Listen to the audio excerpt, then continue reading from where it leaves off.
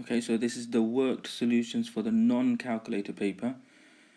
Please don't use this just to correct your work, okay? Do use it to listen and learn how to answer the questions, because I'll be explaining that. Okay, so question 1, it says expand x times x plus 3. So x needs to multiply to the x, and it also needs to multiply to the 3. That will be x squared plus 3x. So it's this one. Which of these has the greatest value? Circle your answer. Now, I can see that this is going to have 615 with 2 zeros. Okay, this is going to be 62 with 2 zeros. Now write them out. So you might want to write down 615 and 2 zeros. So that's 61,500.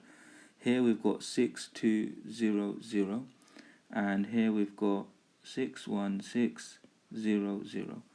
Now notice how writing them out does help us quite a lot in terms of finding which is the largest one. It's much easier to see now. So this is 61,499. This is bigger than that. And this one is 61,600. This one is 61,500. So this is the biggest. So it's going to be this one. Okay, so question 3 is, what is 0.12 as a fraction of 0.8? Circle your answer. Good thing to do would be to write 0.12 over 0.8. Make this a normal fraction. Times them by 100. Times the top and bottom by 100. You will get 12 over 80. And then simplify that down. 4 goes into both of them, so 3 over 20. It's here. Question 4.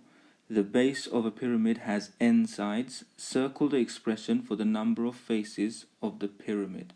So if it has n sides, so for example, if it was a square-based pyramid, circle the expression for the number of faces. So there will be the square at the bottom, and there will be 4 other triangles.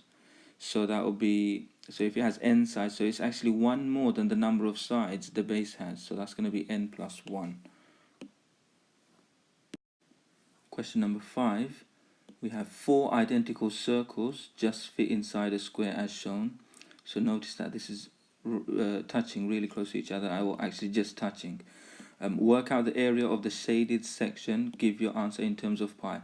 Whenever you're given a question like this where you have to work out the area of a shaded part, usually the best method is to work out the area of the whole part and subtract the area of the unshaded part. So in this case, we're going to do 12 times 12 to get the area of the square. So that will be 12 times 12 equals 144 centimeters squared. Next thing is we need to find the area of one of these circles and then multiply it by 4 because we have 4 of them. If this is 12 and the diameter of 2 circles, which are the same circles, it says here identical circles, so the diameter of 2 circles is 12, so the diameter of one of them is 6, and the radius of one of them is 3, and it's the radius that we need for the area of a circle. So the radius is 3, so we're going to say the area of one of the circles is pi times 3 squared, which is 9 pi. Okay, it does tell us to give your answer in terms of pi, which means we don't need to calculate this. So we're going to have 144, which is the area of all of it, which is the square, and we need to subtract 4 times, so 4 times 9 pi, and this is going to be 144, take away 36 pi. Okay, question number 6. Bag A contains 10 blue balls, so 10 blue balls and 20 red balls, there's 30 in here. And bag B contains 8 blue balls and 12 red balls, so there's 20 in here. A ball is chosen at random from each bag, so one from here, one from there. Joe says it is more likely that a blue ball is chosen from bag A than bag B because there are more blue balls in bag A. Is she correct? You must show you're working. Okay, so let's find the probabilities. The probability of choosing a blue ball from A would be 10 out of 30. 10 out of 30, which simplifies to a third.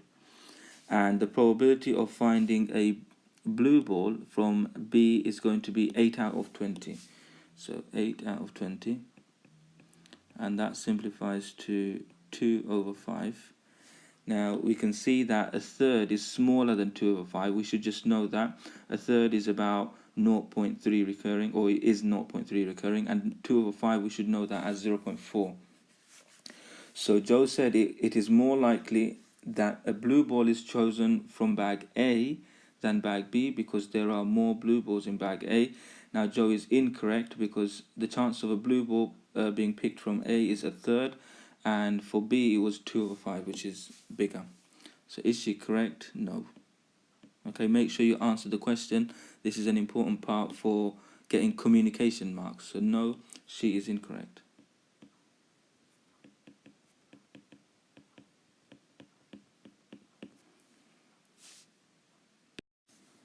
Okay, so question 7a, we have Rob is going to drive 130 miles from Hull to Liverpool.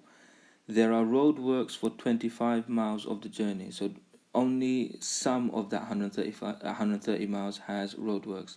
He assumes his average speed will be, so different speeds for the different sections, so 50 miles per hour where there are roadworks, and 70 miles per hour for the rest of the journey. Now, the rest of the journey is going to be 130 take away 25.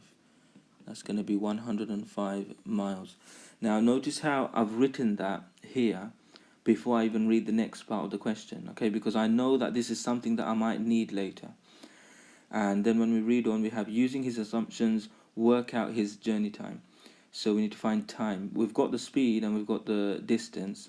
Now, if we've got the speed and the distance, we need to do distance divided by speed to get us time. So the time for the roadworks part of the journey is going to be 25 divided by 50. That is 0.5 or a half. Now, this time, the 0.5, let's see what that means. We've got miles per hour here. So hours was our time unit here. So it's going to be 0.5 hours. And the time for the next part is going to be 105 divided by 70. That's going to give us, okay, that's difficult. So the best thing to do is to write it as a fraction. Okay, and then simplify it down. 5 goes into 105 and 70, so we're going to get 21 over, it's going to be 14. Now 21 and 14, they divide by 7, so we're going to have 3 over 2, which is 1.5, okay? So 1.5 hours. So what we have is 1.5 hours for some of it and 0.5 hours for the rest of it. It's going to be 2 hours altogether. So we're going to have 1.5 add 0.5 equals 2 hours. Okay? So the question was, using his assumptions, work out his journey time is 2 hours. 7b, Rob's assumptions about his average speeds are too high. How does this affect his journey time? Now, if his assumption for speed is too high, that means his actual speed was lower than this. Okay, so if he was going slower, what would happen? So it's asking us, how does this affect his journey time? So if he was going slower, his journey time would be longer. So it would take longer. His journey time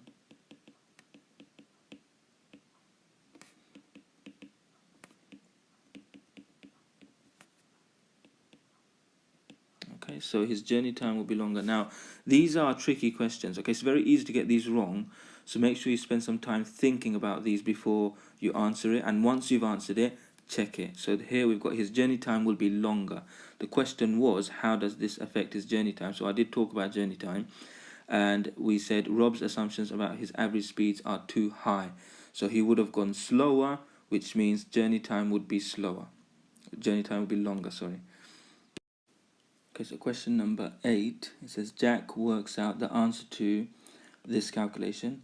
He says the answer is negative. Is he correct? You must show your working. So here we are dividing by a negative. So the only way this calculation is going to be negative is if the top is positive. So if you have a positive number divided by a negative number, we will get a negative answer. So we just need to check if the top is positive or negative. Now, we have square root of 98.5 and we're taking away 12.1 from that. Now, square root of 100 is 10. So square root of 98.5 is less than 10. So if I was to have 10 here, take away 12.1, I would get a negative answer at the top. So I would have a negative answer at the top divided by a negative answer at the bottom, which would be positive. So we can see that he is wrong, but what should we write? So let's write square root of 98.5 is less than 10, as square root of 100 is 10. Okay, and 10 take away 12.1 is negative,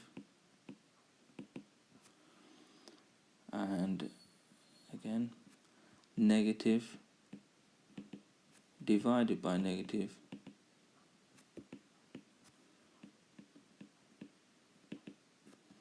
is positive.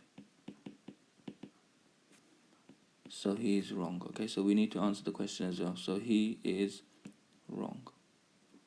Okay, question number 9. Use a ruler and a pair of compasses in this question. Construct the perpendicular bisector of AB. Now, to construct the perpendicular bisector of a line segment, what we need to do is we need to use our compasses, put the pointy part in the corners. Okay, start with one corner. So let's start with B. So we're going to put the compass point here, and we're going to open up our compass to more than half of the length of AB. Okay, if you do it less than half, then it won't work. You have to go more than half, and you have to draw an arc here, and you have to draw an arc here. So what it would look like is you would have an arc there, and you might have an arc there like that. And then you have to keep the same width of the compass. Okay, so the same width, and then do the same again from A. So the arcs will go like that and like that. Okay, so what it would look like is maybe like that and like that.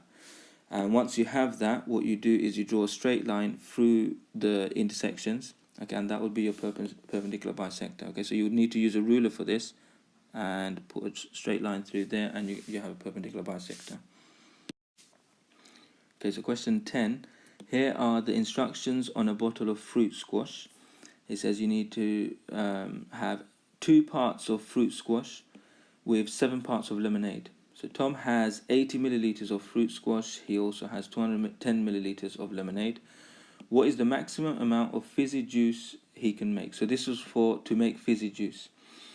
So if I was to use all of the fruit squash, we would need, so if it's 80 milliliters there, and we can see that to go from 2 to 7, it's a multiplication of 3.5. Okay, so 2 times 3.5 will give us 7. 80 times 3.5, so 80 times 3 is 240, and that's already more than the 210 milliliters. Okay, so we won't be using all of the fruit squash, and we're going to make use of all of the lemonade because we have less of that. So what we can do is we've got 210 milliliters of lemonade. We're going to have to divide that by 7 and then times it by 2 to get the amount of fruit squash that we're going to use. So we're going to have 210 divided by 7. That will give us 30 milliliters. And then 30 times 2 is 60 milliliters. So we are only going to use 60 milliliters of the fruit squash, and we're going to use all of the lemonade. So it says what is the maximum amount of fizzy juice he can make. So fizzy juice is the combination of both of them. So we're going to use 60 milliliters plus the 210 milliliters, and that will give us the total volume. So we've got 60 milliliters plus 210, and that is 270 milliliters. Now, question 11. A ball is dropped from a height of 50 meters. After each bounce, the ball reaches 20% of its previous height. So 20% of its previous height. How high does it reach after the second bounce? Okay, so here we're going to calculate 20% of 50 and 20% of that. That can be done in one calculation. Okay, and the other thing is to find 20% is a little bit more complicated than using a fraction here. 20% is 1/5, and we should know that and remember it like as if it's a fact. Okay, so we've got 50 times 1 over 5, so a fifth of 50, and then we're going to times it by 1 over 5 again, because it's going to be a fifth of its previous height again. That's going to be the same as 50 over 25. 50 over 25 is 2 meters. Okay. So question 12 says a circle has diameter 10 centimeters, and it's here. A square has side length of 6 centimeters. Use Pythagoras Theorem to show that the square will fit inside the circle without touching the edge of the circle. So to make best use of our space, we will align the center point here with the center point there. We can see that the 6 centimeters will fit through here, but that will be around here somewhere. And the longest length that we need to make fit is here. Okay, so it's there. So let's see, and it needs to be less than 10, because this can be a diameter as well. Okay, and here the line that goes through that corner to that corner passes through the center. So let's find the length here. This is going to be, we're going to be using Pythagoras theorem, because we can imagine a right angle triangle there. Okay, so we're going to have square root of 6 squared plus 6 squared, because it's a square. That is square root of 36 add 36, and that is square root of 72. Square root of 72. Now, square root of 72 is it's between 64 and 81. Okay, 64 is 8 squared, 81 is 9 squared. So this is less than 9 centimeters. It's definitely less than 10 centimeters, so it should fit. Okay, so we need to say that square root of 72 is less than 10 centimeters. The question was, use Pythagoras theorem to show that the square will fit inside the circle without touching the edges of the circle, and this is enough. What percentage of, so question 13, what percentage of a distribution is covered by the interquartile range? Circle your answer. So what percentage of a distribution? Now, a distribution would be from, let's say, 0% all the way up to 100%, like that. The median is what's in the middle, which is 50%. And the interquartile range goes from the lower quartile up all the way up to the upper quartile. The lower quartile is the 25th percentile. The upper quartile is the 75th percentile. And the interquartile range covers the space between them. So what percentage of a distribution is covered by the interquartile range? Is going to be 50%. It's 75%, take away 25%, which is 50%.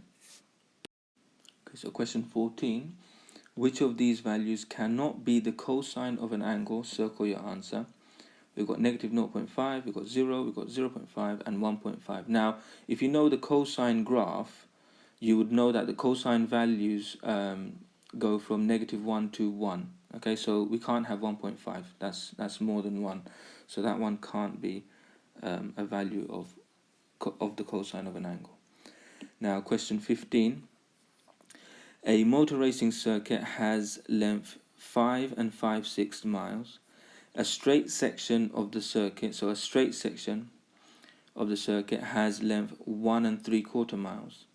What fraction of the circuit is the straight section? Give your answer in its simplest form. So what fraction of the circuit is the straight section? So it will be this part over that part, because the whole racing circuit is this much, and the straight part is this much. So it's this over that. And obviously we're going to have to simplify that somehow. So we can start by writing 1 3/4 over 5 5/6. Obviously this isn't very helpful for us, so the first thing we might want to do is change these to mixed numbers, both of them. And also, when you're writing, when we've got a fraction at the top and fraction at the bottom, it's a division, and again, it's not easy to look at it that way. So what I'm going to do is I'm going to write it in a line with the division. So we're going to say that this is equal to, the first mixed number is going to be 7 over 4. 7 over 4 divided by, that's going to be 35 over 6. Yeah, 35 over 6. Now, we've got fraction division here. When I'm dividing by a fraction, okay, the opposite of division is multiplication, okay, and the multiplicative inverse of a fraction is its reciprocal, and the reciprocal of a fraction is the reciprocal, which is the fraction upside down. So what we can say is that calculation, 7 over 4 divided by 35 over 6, is exactly the same as doing 7 over 4 times, so the opposite of divide is times, and the opposite of the fraction, or the multiplicative opposite of the fraction, is 6 over 35, okay? Now here, we could multiply the two top numbers and multiply the two bottom numbers and then simplify, but it's actually easier to simplify before that, okay? Because 7 and 35 have a common factor of 7, and 4 and 6 have a common factor of 2, okay? So we're going to simplify that first. So 7 and 35, we're going to have 1 left there and 5 left there. Divide the 4 by 2, you're going to get 2. Divide the 6 by 2, you're going to get 3. Multiply them now. So 1 times 3. So 1 times 3 and 2 times 5. We are going to have 3 over 10. Okay, so what's the answer to our question? So he said, what fraction of the circuit is the straight section? 3/10 of the circuit is the straight section, and 7/10 is the rest of it. Okay, so 3/10 goes there. Okay, so here we've got 16, question 16. In the Venn diagram, we have or everything here, the full thing, the full sample space here is 100 farms. So 100 farms will be represented here. W to stand for farms that grow wheat, and B to stand for farms that grow barley. Okay, and then we've got that here. 70 farms grow only wheat or only barley.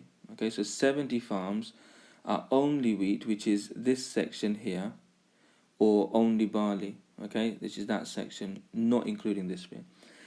4/5 of these 70 farms grow only wheat. Okay, so if I work out 4/5 of 70, that would go here, and the rest of it would go there. And then we've got the number of farms that grow wheat is 3 times the number that grow barley. Okay, and then that we can use to find the value there and the value there. So let's find these ones first and then work from there. So 4/5 of 70. So 4/5 times 70. 70 divided by 5 is going to give us 14. And 14 times 4 is 40, add 16 is 56. So there's 56 here. 70 take away 56 is going to be 14. So 14 goes there. Now, the number of farms that grow wheat is 3 times the number that grow barley. Okay, so here, the number that have wheat is going to be 3 times the number that goes there. Okay, so what we actually have is 14 plus a number, okay, and that times 3 should be equal to 56 plus that same number, okay, and that n, I'm saying that n is here, okay, so 14 plus n is all of that, okay, and that times 3, because it's telling us it is 3 times the number that grow barley. Okay, so that is my equal sign here, and we're going to times it by 3 to get the number for wheat. The number of farms that grow wheat is 3 times, yeah, so 3 times bigger. So here we're going to work this out now. 3 times 14 is going to give us 42, and 3 times the n is going to give us 3n. And we're going to solve this equation. Take away n from both sides, we get 2n. And take away 42 from both sides, we're going to get 14. And here, if I divide both sides by 2, n is equal to 7. Okay, so the 7 would go there. Now I have 56, I've got 14. We know that that made 70. I don't add them again. 70 add 7 is 77. And now I know there were 100 altogether, so 100 take away 77 to give us this value there. 100 take away 77. And 100 take away 77 is, let's write that down, because if we get this wrong, we still want the mark for the working out. 100 take away 77 is going to give us 23. So 23 would go there.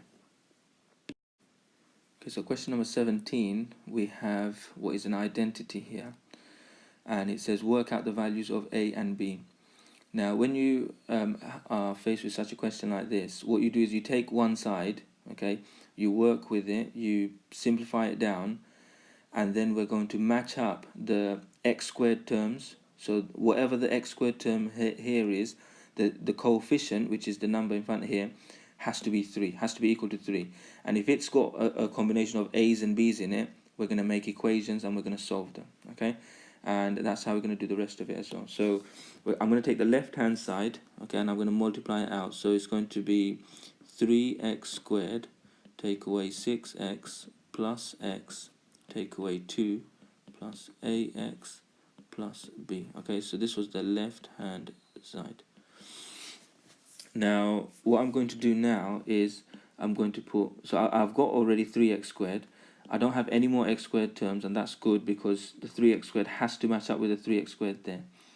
Now I'm going to put the terms in x together. So I've got this negative 6x, we've got a plus x, and we've got a plus ax. So I'm going to put them together next to each other, and then I'm going to put the negative 2 and the b, which are the constant terms, at the end. Okay, so I'm going to rearrange that to say 3x squared. Negative 6x add x is negative 5x. So negative 5x add ax, and then I'm going to say add b take away 2. Okay. Now here, if I look at this term here, these middle terms, I'm just going to factorize x out of it. Okay, and I'm going to put the x on this side and the bracket on that side. Okay, so I'm going to say that this is going to be, so I'm going to have an x there. This is going to be a take away 5. Okay, and I still have 3x squared there, and I'm adding that. And here I've got plus b take away 2. For now, I'm just going to put that in a bracket. Okay, so what we have now is 3x squared. That matches with that 3x squared. I've got something x. Well, that something has to be 8 because I've got 8x there. And I've got b take away 2, and that needs to match up with that negative 5. Okay, so a take away 5 we said. So we said a take away 5 is equal to 8. Therefore, a is equal to 8 add 5 is 13. And we also said that the b take away 2 needs to equal to negative 5. Okay, so b take away 2 equals negative 5. If I add 2 to both sides, I'm going to get b is equal to negative 3. So it's a is 13 and b is negative 3. Okay, so question 18, it says, in a game, a fair spinner has 3 sections. 18a, it reads, Joe uses this method to work out the probability of getting 2 reds from 2 spins. And he writes, there are 3 colors, okay, so red, blue, and yellow. So the probability of the spinner landing on red is a third. And a third add a third is equal to 2/3, so the probability is 2/3. Make 2 criticisms of Joe's method. Okay, so first thing I think we can say is that it's not a third for red. Okay, we can see that there's a 90 degrees marked here, and this makes the red section a quarter of the spinner. Okay, so a quarter of this circle. So the probability of red would be a quarter. Okay, so we can say that the probability of red is 1/4. Okay, so this is just for the first spin. Now he said, he writes, there are 3 colors, so the probability of the spinner landing on red is 1/3, and 1/3 add 1/3 equals 2/3, so the probability is 2/3. Let's read the question. Joe uses this method to work out the probability of getting 2 reds. Getting 2 reds from 2 spins. Okay, so if you're going to get red in the first spin and the red in the second spin, what you would have to do is you have to take the 1/4 and multiply it to 1/4 again. Okay, so it's 1/4 for the first spin, 1/4 for the second spin. So he needs to multiply. Multiply instead of adding the probability of getting 1 red. Okay. So we've got 18b. The probability of getting 2 blues from 2 spins is 1 over 25. Okay. So 2 blues from 2 spins. Last time I actually didn't, or I forgot that I read it said 2 reds from 2 spins, and I had to read again. So this time the probability of getting 2 blues from 2 spins is 1 over 25.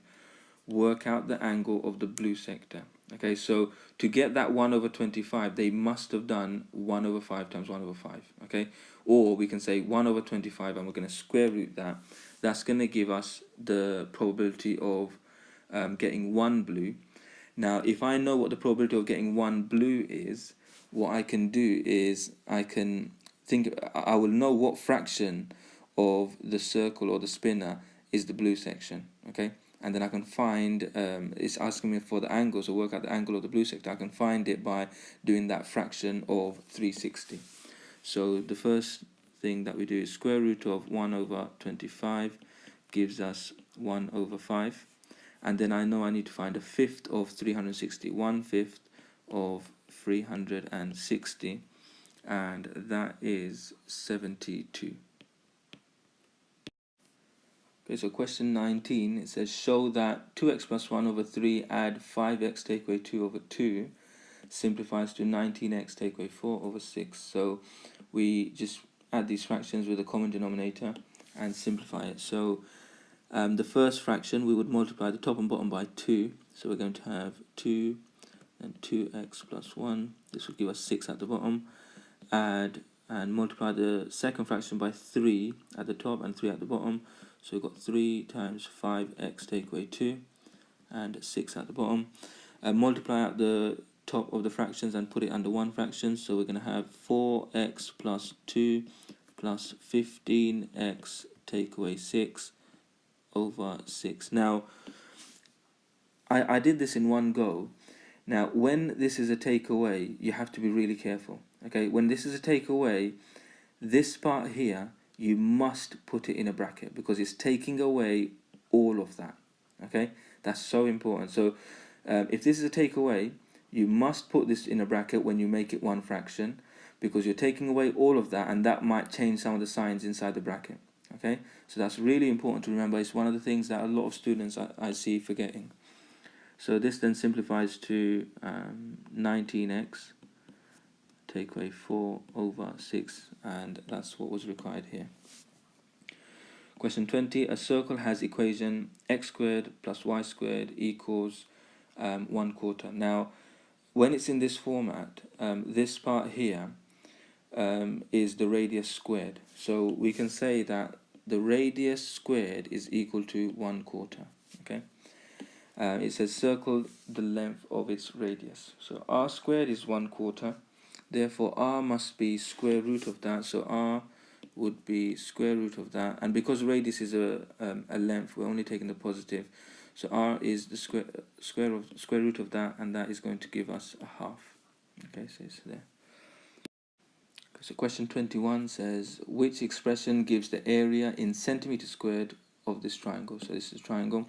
Circle your answer, and it's one of these. So we know that we need the area, or the formula for the area of a triangle is half times AB times sine C. Okay, so it's half times the two lengths and then sine of the angle between the two lengths. Okay, so we could have, if we had this length, it would be half times the 8 and times by that length times by the sine of this angle. It has to be the angle in between the two lengths. In this case, I've got these two lengths and the angle in between. So half times, let's write that down. So it's going to be half times 8 times 10 times sine x. So here we've got 8 times 10 is 80. I'm going to half that. So that'll be 40. So it'll be 40 sine x. So 40 sine x is here. Question 22, it says express 0.1, and then the 5 is recurring, 1 doesn't recur anymore, as a fraction in its simplest form. So these ones, when it comes to these ones, okay, people sometimes try and guess them. Okay, try not to do that. Okay, try and use the method, and sometimes it will actually tell you prove algebraically that this decimal here is a certain fraction. Okay, so you're gonna have to know this method anyway. So you start by saying let x equals 0.1 and then the 5 recurring. Now what we're trying to achieve is multiples of x by 10 or 100 or 1,000, so that we get 2 of these where after the decimal point we have the same thing. Okay, so I can see that if I had 10x, which is equal to 1 point and then the 5 recurring, and if I was to have 100x, this will also give me this actually 15, so this is 15.5 recurring like that. Now can you see after the decimal point the 5's recurring here, after the decimal point the 5's recurring here. So if I was to take away 100x, if I was to take away 10x from the 100x, that would be the same as taking away the 1.5 recurring from the 15.5 recurring. And then I would just have a whole number, because the part after the decimal point is exactly the same, and I'm just going to have 15 take away 1, whatever that is. Okay, so we've got 100x take away 10x is the same as 15.5 recurring take away 1.5 recurring, and that will be 90x is equal to 14, and then that then means x is equal to 14 over 90, and we do need to make it simplest form. Divide top and bottom by 2, we're going to get x is equal to well, x was our decimal, so the fraction is going to be 7 over 45. So question 23, Ellie bought a scarf and a dress. The scarf costs £4. She sold both items for a total of £26. And then she made 100% profit on the cost of the scarf. So 100% profit on the cost of the scarf. So the cost of the scarf was £4. 100% profit would mean that she actually sold it for £8. Okay, and then we've got 30% profit on the total cost. Okay, so 30% profit on the total cost. And so that's the scarf cost plus the dress cost, and it'll be 30% profit of that. So work out her percentage profit on the cost of the dress. Okay, so we know that she sold the scarf for so she sold scarf for £8. Okay, therefore she sold, because she sold both items for £26, we've got 26 take away 8 is going to give us £18. Okay, so £18. She sold the dress for £18. What it's asking for is, we haven't used this part yet, 30% profit on the total cost. So the total cost is £26, and she made a 30% profit on the total cost. So what we've got is whatever her costs were, 30% has been added to that, and then that was £26. Okay, so her costs, and I'm going to represent that with a box like that, times it by 1.3. So times it by 1.3 is the same as 13 over 10, and that gave us 26. Okay, now let's think about what the box represents. The box represents her costs. Okay, so the scarf cost £4, and there was a cost for the dress. Okay, and the cost for both of them together was less than £26, and so it was less than £26 here, and when we times it by, or we increased it by 30%, okay, so, or times it by 13 over 10, which does the same thing, okay, the answer should be 26. Okay, so if we rearrange that and find her total cost, so we've got the box is equal to, so what I'm going to do is I'm going to divide by 13 on both sides, and that will cross this one off, and I'm going to get divide by 13 here, and then I'm going to times by 10 on both sides, so that 10 will disappear and it will come here. Okay, so 26 divided by 13 is 2, and 2 times 10 is 20. Okay, so 26 divided by the 13 was 2, times by the 10 is 20. So this box represented the total cost of her items. That's £20. Therefore, her dress, so the cost of the dress must have been 20 take away 4, which is £16. Okay, so £16 for the dress. Okay, 20 take away 4. Now we know that she had sold the dress for £18. Okay, so what percentage of 16 is 18? That's what we're looking for. Okay, so the percentage increase that happened is, so we've got 16 times by a certain number gave us 18. Okay, so it's that number would be 18 divided by 16 equals to 18 divided by 16. That is the same as 9 over 8, and 9 over 8 is the same as 1 and 1/8. Okay, and we expected the 1, and then there's a 1/8. Now 1 and 1/8, 1/8 is a fraction that you do need to know as a decimal now, and it's half of a quarter. A quarter is 0.25, so an eighth must be 0.125. So that number must have been 1.125. Therefore, this number represents the multiplier that we use to the cost of the dress to get the cost to get the amount that she sold it for. Okay, so that had increased by 12.5%. Okay, so 12.5% is the percentage profit that she got for the dress. Okay, so question 24, it says work out there's a calculation here. Give your answer as a decimal. So we've got cube root of 8, which is 2, and we need to deal with this. 5 to the power of negative 2 is 1 over 5 squared. Okay, so we've got 2 times 1 over 5 squared. That's the same as 2 over 25. It's telling us to give your answer as a decimal. It's quite difficult to divide 2 by 25, okay, but an easy way would be if we made the bottom of the fraction 100, okay. So if we said, if I times top and bottom by 4, this fraction is actually the same as 8 over 100. Now 8 divided by 100, that's a much easier calculation to do, and that as a decimal is 0.08. Okay, so question 25. A sequence of numbers is formed by the iterative process, and here's the iterative formula.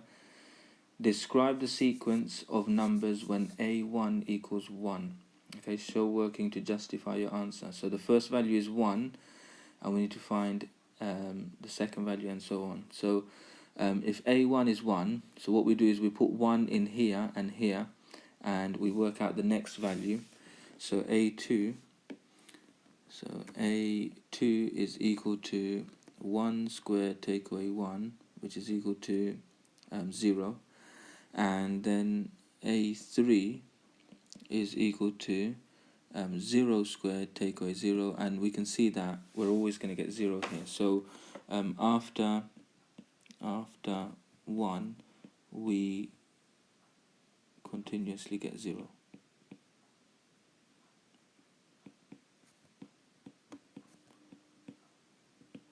Okay. 25b.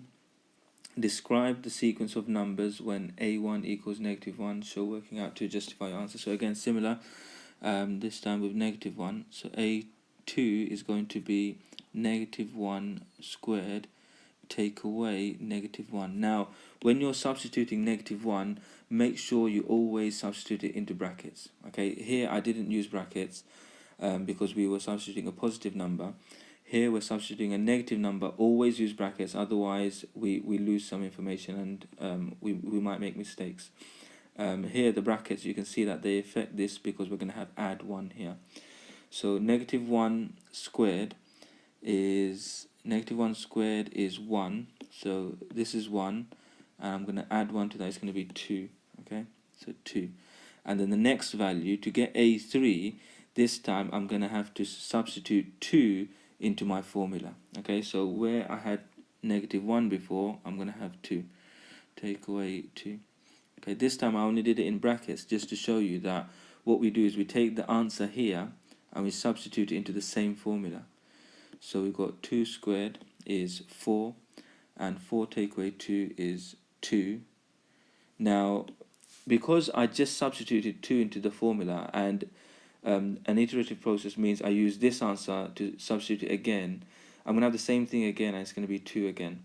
Okay, so here we've got after -1, we continuously get 2's. Okay. Question 25C. Work out the value of A2 when A1 equals 1 take away square root of 2. So we need to substitute this into our formula to get the next value, which is A2. Okay. So A2 is equal to, so we've got this 1 take away root 2. This time we have to put it in brackets and square it, and then take away, again I'm going to put it in brackets, 1 take away square root of 2. This here, so we've got this negative will multiply to the 1 here, and it will also multiply to the negative root 2. And this, some students, what they do is they make a mistake that when they see this, they think, okay, I need to square the 1 and I need to square this, but actually this one is actually a double bracket which you need to multiply out. Okay, so what we have is 1 take away root 2 times 1 take away root 2, and then I'm going to say take away 1 and add root 2. Okay, so multiply this out, we're going to get 1 take away 2 root 2, because I'm going to have 1 times take away root 2 is negative root 2, and then I'm going to get that again, so take away 2 root 2. And when I have negative root 2 times negative root 2, that's going to give me a positive, and then root 2 times root 2 is just 2. So I'm going to have positive 2, and then take away 1, and then plus root 2. Now we have 1, we've got add 2, that's 3, take away 1, that's 2. Okay, so I've got 2, that's equal to 2, and we have negative 2 root 2, add a root 2, leaves me with just 1 negative root 2, so negative root 2. The answer is 2 take away root 2. Okay, so question number 26, we have a circle theorems question. We've got A, B, C, and D are points on a circle. So A, B, A, B, C, and D, with a center O. AC is a diameter, so AC is a diameter, and AT is a tangent. Okay, so remember diameter and tangent will meet at 90. This angle here will be 90. And we have to maybe use these as clues about other things that we need to do. So we've got to work out the size of angle X and the size of Y. So the size of X and the size of Y. Now, they said that AC was a diameter. Therefore, this angle here is 90 degrees. The angle ABC is 90 degrees. Can't see how that helps us here. Okay, so then we've got the center marked there, and we've got this coming here, and then we've got another one coming there. Okay, so we can actually find this angle because we can find that one. This angle here would be 180 take away 72, and that will give us 108. And then this angle here will be half of that, which is going to be 54 degrees. Okay, we've also got this triangle here. So BDA is a triangle with points at the circumference, and this point here meets the tangent. Therefore, we're going to have the alternate segment theorem. So the y would be equal to this angle here. So this angle will be y. Okay. Also, we know that this angle here would be 30. Okay, so that would be 30. Okay. I'm not going to mark that now. We can also see that this here makes a 54 there, but it also subtends another angle there. Okay, so the chord from C to D subtends the angle to the center, and it subtends an angle at B, and it also subtends an angle at A. So this angle here is equal to this angle, okay? Sometimes they call it angle in the same segment, because same segment meaning if I was to cut it off at CD, this angle is at the circumference, okay? So here we've got 54, okay? We said already that the tangent and the diameter will be 90, so this is the diameter, we've got 90 here, so y is 90 take away 54, okay? So 90 take away 54 is equal to y, and therefore y is equal to 36 degrees, so we've got that one. X now, okay, we have, okay, I did say that this angle here would be 30, okay, so let's mark that. So it's going to be 30 here, and we've got 30 add x add 54 add y should make 180, but y is already 36, we know that, so we're going to say 180 take away 30 add 54 add 36. Well, 54 add 36 is 90, we already know that. So that's the same as 180 take away 120, and that will be 60. Okay, so x is equal to 60.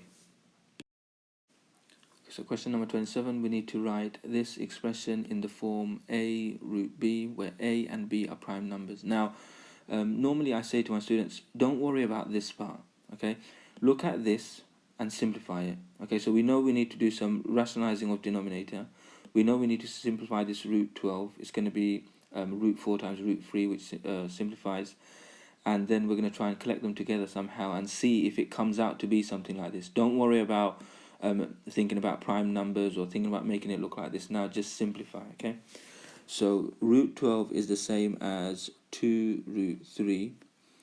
And if I was to rationalize the denominator there, we would have 15 root 3 over 3.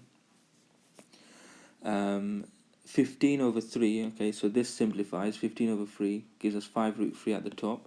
So we're going to have 2 root 3 add 5 root 3. This then gives us 7 root 3. And now you can see that what I've done is I hadn't worried about that. I just looked to simplify that, and we've already got this, okay? So we've got it in the form a root b, and a is a prime number, so I've got 7 there. B, I've got a prime number here as well, which is 3, okay? So our answer is 7 root 3. Okay, so for question 28, I won't answer it here, but I will start you off and I will give you some hints, and we will answer this in class. So we have solve 5x take away y equals 5, and we've got 2y take away x squared equals 11. So we've got simultaneous equations here, and we need to solve it for values of x and y that work for both of those equations at the same time. You must show your working, do not use trial and improvement. So what we have is we've got a quadratic here, and we've got a linear equation here. What you should do is rearrange the linear equation to make either x or y the subject. Okay, in this case, y is so much easier, so that's what we're going to do. Once you make an once you've made y the subject here, so we're going to have y is equal to 5x take away 5. Okay, so 5x take away 5. Now, once I've got y is equal to 5x take away 5, if I was to think about the y in this equation, okay, so we've got 2 times y. Now, I've just said to myself that y is 5x take away 5. So if y is 5x take away 5, what I can do with this equation, because the thing that's stopping me from solving this equation at the moment is because I've got 2 unknowns. I've got the y and I've got the x. If I was to have one unknown, just y or just x, then I can solve it. Now, I've just said y is an expression in terms of x. So this is 5x take away 5. So this is in terms of x, and it's equal to y. So this can be substituted for y here. So I can have 2 times y. Instead of 2 times y, 2 times 5x take away 5. and then take away x squared, and it equals to 11. So what that would look like is we're going to have 2 bracket 5x take away 5, and then take away x squared equals 11. Okay, now this again it's not that easy to solve. We can see that yes, we're going to have to multiply the brackets out here. Okay, and the other thing that's making it difficult is that this is not 0. Okay, and we've got a negative x squared. So once I've multiplied this out, I'm still going to have negative x squared. Maybe we take all of the terms on the left hand side, move them over to that side, and then this then becomes a positive x squared on this side, and everything else moves over. Okay, and I'm going to get 0 on this side. So then I'm going to have a quadratic equation where I'm going to have a term in x squared, a term in x, and a constant term equals 0. When I have that, okay, I can solve that by factorizing, by using the quadratic formula, and that will give me the value of x. Okay, often I might get 2 values of x. Once I've got my values for x, I then substitute it back into any of these equations. Okay, and I'm going to use the easy one. Okay, and the easy one is the top one. So I'm going to get values of x. I may get 1 value. I might get 2 values.